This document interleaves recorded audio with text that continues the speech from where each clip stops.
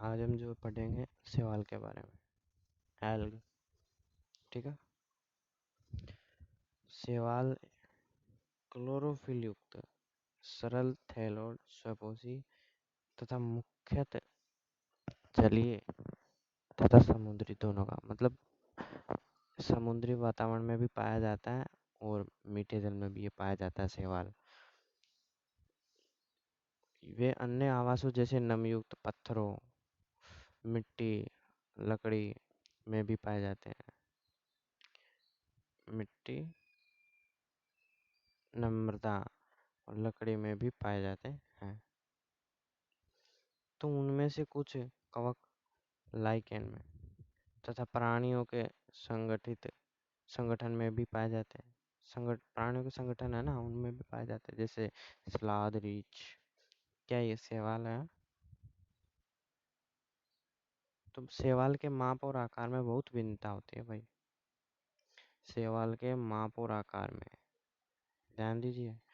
शैवाल के माप तथा आकार में बहुत भिन्नता होती है, विभिन्नता।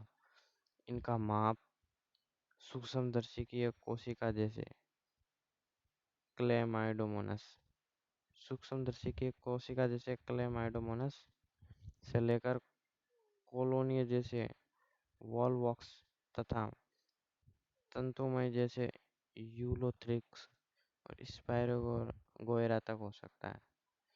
तो इसका मतलब ये है कि इनकी जो माप होती है ना, शैवालों के माप आकार बहुत छोटे से लेके बड़ा तंतुमय हर प्रकार के होते हैं। इनमें से कुछ शैवाल जैसे कैल्प बहुत विशालकाय होते हैं। कैल्प शैवाल है ना, बहुत ज़्यादा बड़ा होता है, बहुत बड़ा। तो अपत्य शैवाल कायिक, लैंगिक तथा लैंगिक जनन करते हैं। कायिक जनन विखंडन विधि द्वारा होता है और इनके प्रत्येक खंड से थैलस बन जाता है। अलैंगिक जनन विभिन्न प्रकार की बीजाणु द्वारा होता है। सामान्यतः ये बीजाणु जूस्पोर होते हैं। इनमें को इनमें कसाभिक फ्लैजिला फ्लैजिला है ना, कसाभिक कसाब और ये होता है और ये चलायमान होते हैं। अंकुरण के बाद इनसे पौधे बन जाते हैं और लैंगिक जनन में दो युग्मक संगलित हो जाते हैं। ये युग्मक कसाभिक युक्त, फ्लैजिला युक्त तथा माप के समान के हो सकते हैं, जैसे क्लेमाइडोमोनस। इसका उदाहरण है क्लेमाइडोमोनस। अथवा फ्लैजिला विहीन लेकिन समान माप वाले हो सकते हैं, जैसे स्पायरोगोएरा। ये इसमें फ्लैजिला नहीं होती, कसाब नहीं होता, और इसमें कसाब पाया जाता है।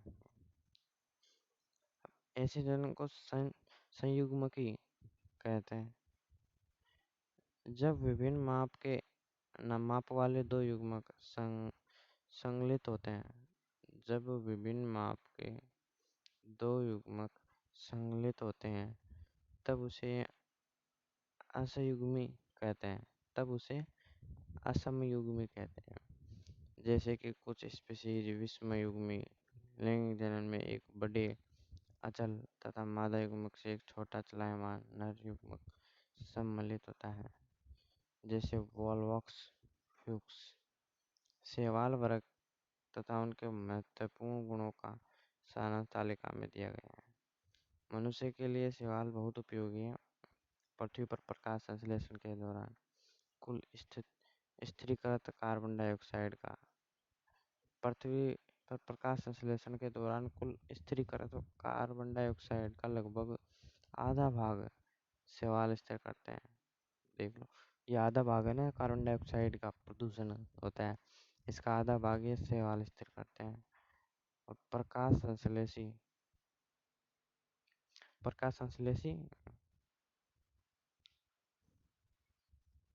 जीव होने के कारण प्रकाश संश्लेषी जीव होने के कारण शैवाल अपने आसपास के पर्यावरण में घुलित ऑक्सीजन का स्तर बढ़ा देते हैं। सबसे बड़ी बात है भैया, अपना आसपास के क्षेत्र का ऑक्सीजन स्तर ऑक्सीजन लेवल बढ़ा देते हैं। ये ऊर्जा के प्राथमिक उत्पादक होते हैं, तो होने के कारण बहुत महत्वपूर्ण, क्योंकि ये जलीय प्राणियों एवं खाद्य चक्रों का आधार है भाई। पोरफायरा, पोरफायरा लेमिनेरिया और सरगासम की बहुत सी स्पीशीज, जो समुद्र की 70 स्पीशीज में से हैं, भोजन के रूप में उपयोग की जाती हैं। कुछ समुद्री भूरे तथा लाल शैवाल बहुत ही अधिक केराटिन का उत्पादन करते हैं, जिनका व्यावसायिक उपयोग होता है जिलेडियम तथा ग्रेसिलेरिया से एगार प्राप्त होता है, जिसका उपयोग सूक्ष्म जीवियों के संवर्धन तथा आइसक्रीम जेली बनाने के लिए किया जाता है। क्लोरेला तथा स्प्रिलाइना एक कोशिक शैवाल है। इसमें प्रोटीन प्रचुर मात्रा में होता है, यहाँ तक कि इसका उपयोग अंतरिक्ष यात्री भोजन के रूप में भी करते हैं। देख लो, इनका उपयोग है ना, अंतरिक्ष यात्री जो है भोजन के रूप में भी करते हैं। तो शैवाल 3 प्रमुख भागों में विभक्त किया जाता है, क्लोरोफाइसी, फियोफाइसी व रोडोफाइसी। क्लोरोफाइसी, फियोफाइसी व रोडोफाइसी। सर्वप्रथम हम देखेंगे क्लोरोफाइसी को। तो क्लोरोफाइसी में क्या है?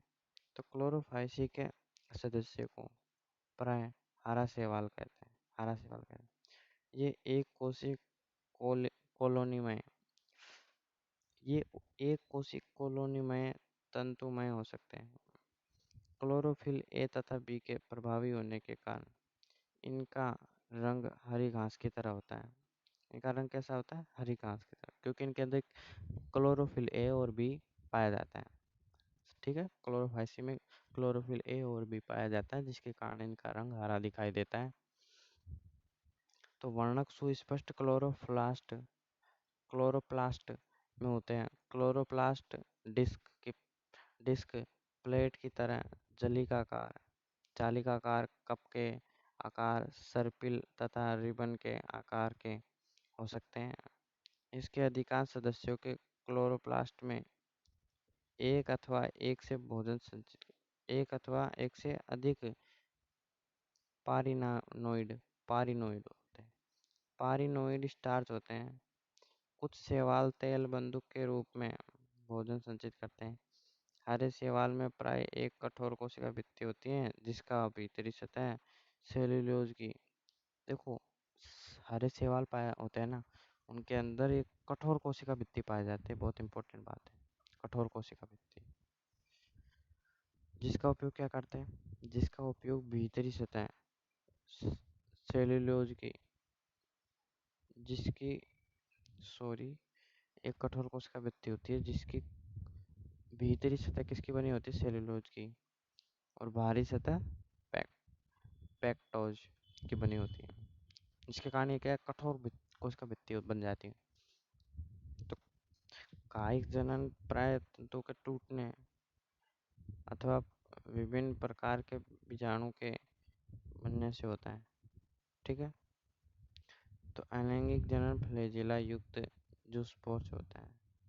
किससे होता है? जूस्पोर से होता है। जूस्पोर, अब जूस्पोर जुपोरेसी जू जूस्पोर क्या है?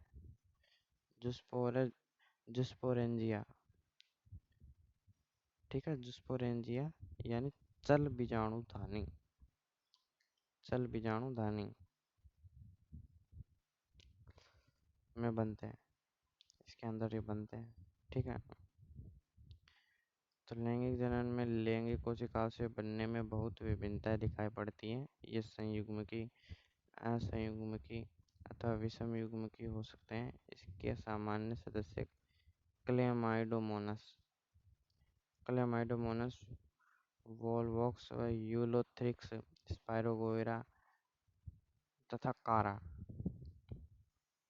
इसके सदस्य का नाम है। अब दूसरा सेकंड आता है फियोफाइसी। फियोफाइसी आता है। तो फियोफाइसी है ना, फियोफाइसी अथवा भूरे शैवाल। देखो फियोफाइसी को भूरे शैवाल भी कहते हैं। फियोफाइसी है, इसको भूरे शैवाल के नाम से भी जाना जाता है। ठीक है, तो फियोफाइसी के बारे में हम पढ़ते हैं। फियोफाइसी अथवा भूरे शैवाल मुख्यतः समुद्री आवास में पाए जाते हैं। उनके माप तथा आकार में बहुत विभिन्नताएं होती हैं। ये सरल शाखित तंतुमय से लेकर सघन शाखित जैसे केल्प तक हो सकते हैं। अब केल्प की ऊंचाई है ना 100 मीटर तक की हो सकती है भाई। अब आप जानते हो 100 मीटर कितना ज्यादा होता है, हो सकते हैं। इसमें क्लोरोफिल ए सी पाया जाता है। कौन से पाया जाता है? क्लोरोफिल ए और सी, क्लोरोफिल के प्रकार है। तो केरोटिनोइड तथा जैंथोफिल होता है। ठीक है, तो इसका रंग जैतूनी हरे से लेकर भूरे के विभिन्न शेड तक हो सकता है। ये शेड जैंथोफिल वर्णक फ्यूजो फ्यूकोजैंथिन फ्यूकोजैंथिन की मात्रा पर निर्भर करते हैं। इसकी जितनी मात्रा होगी उसके अनुसार इसका रंग होता है। ठीक है, तो इनमें जटिल कार्बोहाइड्रेट के रूप में भोजन संचित होता है और यह भोजन लेमिनेरिन अथवा मैनिटोल के रूप में हो सकता है। किसके रूप में हो सकता है? लेमिनेरिन या मैनिटोल। अब कायिक कोशिका में सेलुलोज से बनी कोशिका भित्ति होती है, जिसके बाहर की ओर एल्जिन का जिलेटिन अस्तर होता है। क्या होता है? जिलेटिन अस्तर। प्रोटोप्लास्ट में लवक के अतिरिक्त केंद्र में रसधानी तथा केंद्रक होते हैं। पौधा प्राय संगलक द्वारा अर्धस्तर से जुड़ा रहता है और इसमें एक वृत्त अथवा पत्ती की तरह प्रकाश संश्लेषित अंग होता है।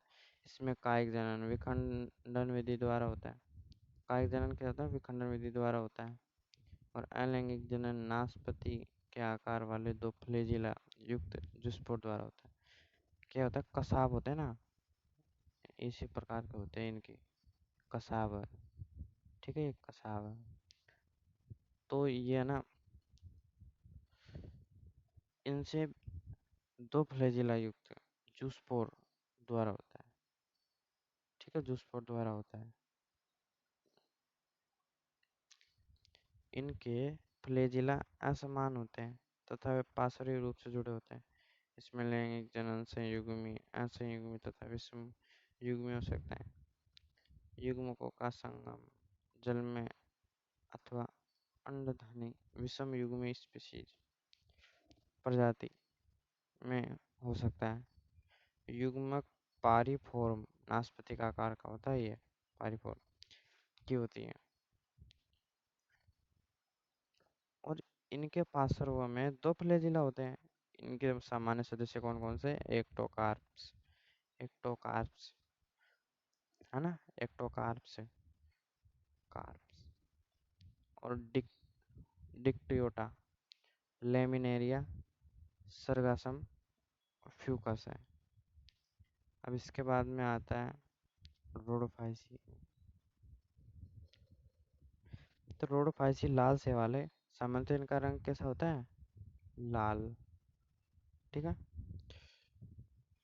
तो इनका रंग लाल वर्णक आर फाइको एरिथ्रिन फारहाइको एरिथ्रिन के कारण है।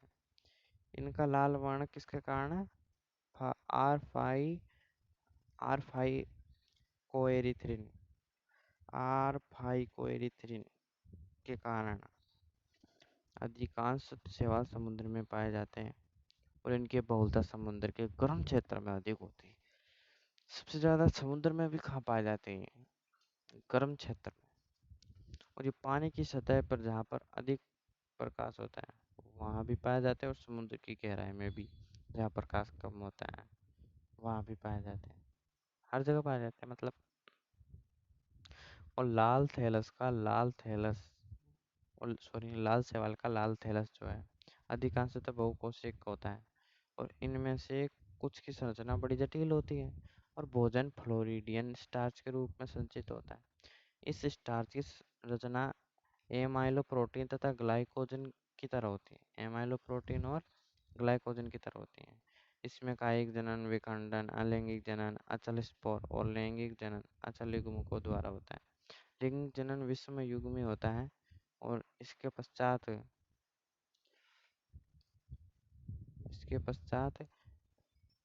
निषेच निषेचनोत्तर विकास होता है।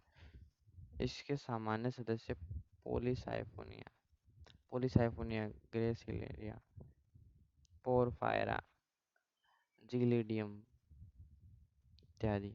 ठीक है। तो इसके बाद में आता है ब्रायोफाइट। अब ब्रायोफाइट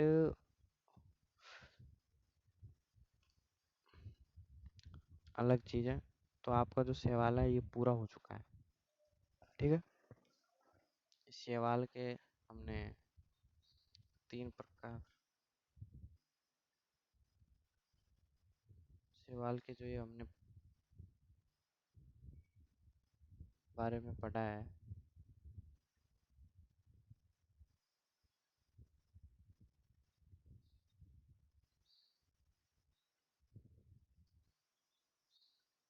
जो इसके 3 प्रकार होते हैं, क्लोरोफाइसी, फियोफाइसी और रोडोफाइसी। ठीक है। धन्यवाद।